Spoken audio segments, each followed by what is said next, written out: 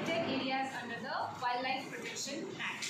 So how many protected areas are there under the Wildlife Protection Act? There are 5, isn't it? The first one we'll discuss, that is the wildlife sanctuaries. Okay, when we talk about wildlife sanctuary, it is both the central and the state. When I say central or the state, because it has the power to designate any area as a wildlife sanctuary. Is that clear? And the condition that needs to be fulfilled before designating any area as a wildlife sanctuary is it should be rich in biodiversity. So when I say it is the central or the state, both has a power. It means after 42nd Amendment Act of 1976, the wildlife and the forest were transferred to a concurrent list. Before it was in the state list, isn't it? So it is both the state or the central government, they has the power to designate any area as a wildlife sanctuary. Okay, and it must be rich in biodiversity. Okay, the process takes a time because it requires an extensive consultation between the center and the state, along with the concerned local communities.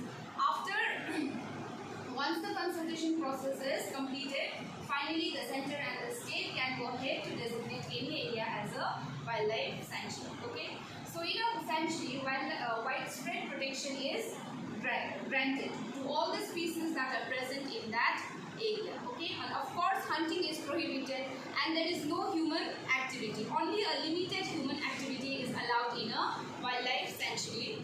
For example, that is, if there are tribal communities living near or around the sanctuary, they might be allowed their traditional rights like collection of minor forest produce. Now, what is the meaning of minor forest produce? It includes bamboo, honey, brushwood, medicinal plants and herbs. They are allowed their traditional rights. Limited activity is allowed. But remember one thing, no agricultural cultivation is allowed in that area. That is the wildlife sanctuary. Okay.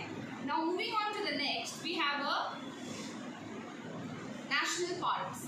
So when we talk about national park, we have a high degree of protection comparatively to the wildlife sanctuary. Is that clear?